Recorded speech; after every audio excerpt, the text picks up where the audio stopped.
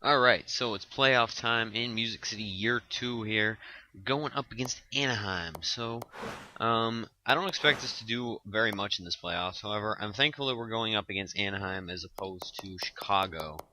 Although I feel like we're going to face Chicago at some point in the playoffs if we make it very far. So their top line is Danny Heatley.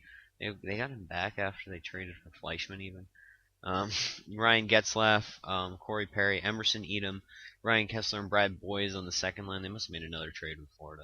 Andrew Cogliano, Ricard Raquel, Jacob Silverberg, and third line of Patrick Maroon, Matt Bolesky, Kyle Palmieri. I like the bottom six more than I like the top six. Top line's pretty good, but bottom six is definitely pretty good for a bottom six. So they got Hampus Lindholm, James Wisniewski, Cam Fowler, Sammy Vatanen, Simone Dupre, and Francois Beauchemin. Pretty much the same defensive core they have now. I would have probably swapped out Vatanen and Lindholm so that you don't have your two offensive defensemen together. That's just me, though. Still good line. Yeah, and then they don't even put them together on the power play. That doesn't make sense. Corey Perry, Ryan Getzlaff, Ryan Kessler, top line. Danny Heatley, Rickard Raquel, Emerson Edom, line of snipers. That's not important, though. And their goalie is John Gibson, I believe, with Roberto Luongo backing him up. So, solid team. Definitely a tough team to go up against in the playoffs. But let's see how their players perform for them during the regular season. Now, they did make a trade, definitely, because Brad Boyes was on the Florida Panthers, and I believe Heatley was also on the Florida Panthers. Looks like they didn't retain Thomas Fleischman, though, so that's something to note. Corey Perry, 45 goals, MVP-type season for him again. Ryan Getzlaff, 84 points. Danny Heatley, back to prominence, 50 points. Wisniewski, 50. Vatanen, 47. Looks like they're very defenseman-oriented like we were last year. Brad Boyes, 46. Andrew Cogliano, 45. Hampus Lindholm, 43. Emerson Edom, 39. Ryan Kessler, only 36 points. Ricard Raquel had 34 points. Cam Fowler, 29. Jacob Silverberg, 26. Kyle Palmieri, 21. Bolesky, 19. Maroon, 19. Yuri Sekech with 15. Looks like he's a scratch now. And Francois Beauchemin with 10. Derek Morris with 8. Simone Dupre with only 5. What's his potential in this game? It's like 3. Oh, it's 4 stars. I think it was 3.5. Kimmo Timonen with 2 points as well. He looks like he was a scratch in that deep defensive core. So, I'm not expecting too much out of this team. Maybe we can win a couple games, but that's probably our limit. All right, we're tied 0-0 going into the third period. Looks like strong goaltending play. Austin Watson scores on John Gibson's first goal of the playoffs for us, and they tie it up. Andrew Cogliano comes right back. We go right back on the other end. Shea Weber from the point. Penalty kill power play. No, it looks like we actually might win game one. Yeah, James Neal scores another from the circle again. Looks like we both score goals from there. Craig Smith had an empty netter. 4-1 in the first game. We come in and shock the top-seeded Anaheim Ducks, top seed for their division. Anaheim Ducks.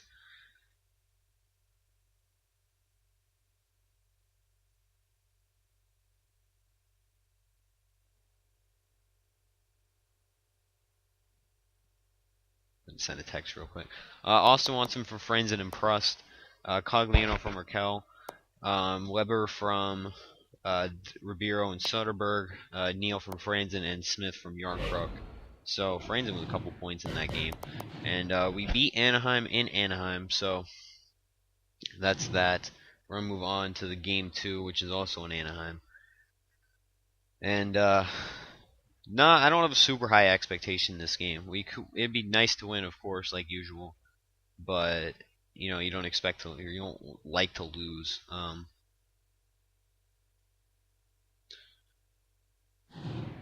But it wouldn't be bad. We already did what we wanted. We won a game on the road in the first 2 games. We're up 2-1. Philip Forsberg and James Neal. Corey Perry came back for them. All right, they got 2 that period. Kessler and Lindholm. Still a close game. We only have 7 shots on goal the entire game, and Danny Heatley got, not happening. I just knew that wasn't happening in that game. All right, 5-3. We only got 15 shots that game. John Gibson did not perform well at all. Only made 12 saves out of 15, but their defense just suffocated us. We did double our shots in the third period, though. So Pecorine, not a great game for him, but Forsberg from Weber and Ribeiro. Neal, we scored both of our goals in the first minute. Ribeiro from Forsberg, again, on Neal. Corey Perry from Getzlav, Hampus Lindholm from Heatley and Raquel, Kessler from Boschman and Maroon, Heatley from Boys. Heatley had 3 points that game. Soderberg from Colin Wilson and Cody Franzen, and Corey Perry from Danny Heatley. 5-3 loss, not awful. Definitely didn't want to give up 5 goals. Philip Forsberg's going to be out. All right, best lines it. With Steve Downey on the top line. I want Soderberg up. And, yeah, this really screws up, like, everything.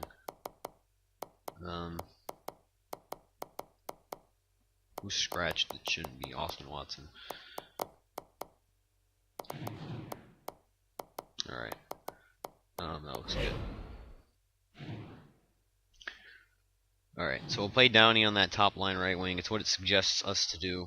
And then we'll just put Forsberg back in whenever he comes back. I don't really care about the rest of the lines. It said it was best, so I mean, I hope that it's actually the best. And who knows? All right, tied 0-0. We're down 2-1. Soderberg scored, but Perry and Wisniewski got them for them. We only have 13 shots.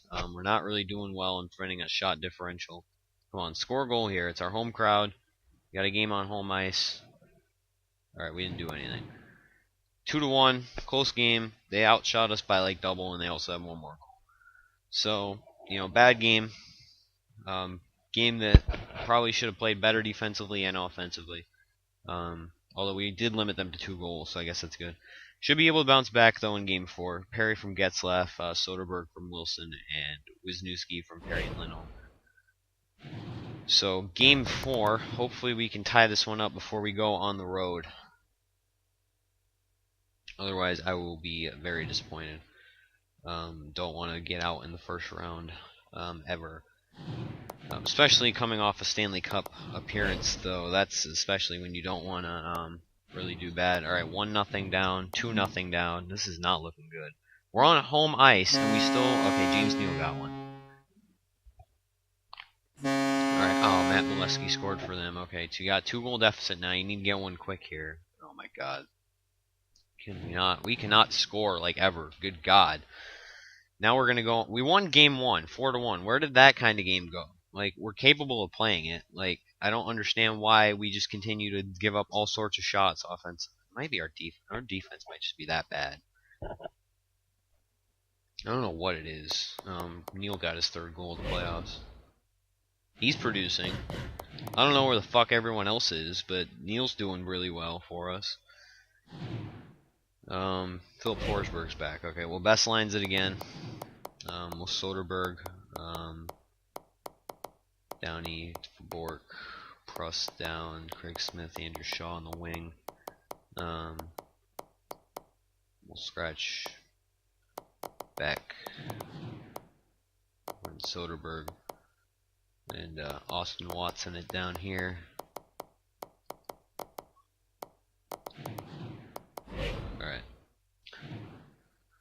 Alright, so we're on the brink of elimination. I'm not at all surprised. But, hopefully we can win one game here. It's on the road, so who knows. 0-0.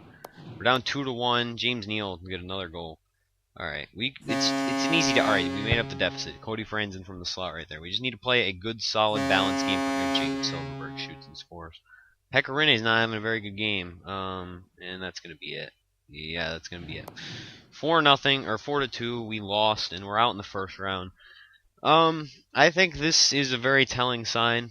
I wanted to win a Stanley Cup within the first 3 years, but there was just way too much roster turnover in the first off season to really accomplish that. Between our top 6 having several UFAs. Defensive core stayed the same. Our entire offense changed. And I kind of knew that it wasn't going to be the greatest of seasons, but I did not expect something this bad, and this was definitely an embarrassing playoff series, especially since we won Game 1 on the road. To lose 4 in a row, 5-3, 2-1, our offense just was not good enough. James Neal was pretty much the only offense on the entire team, and it's just not excusable. We really need to rethink the way that this team is built. Maybe unload some veterans. Who knows? Looks like our top line performed, but that's about it. You need that depth goal scoring if you want to be a good team, and we just don't have that. So it's time to rethink our strategy. So let's look at the player stats.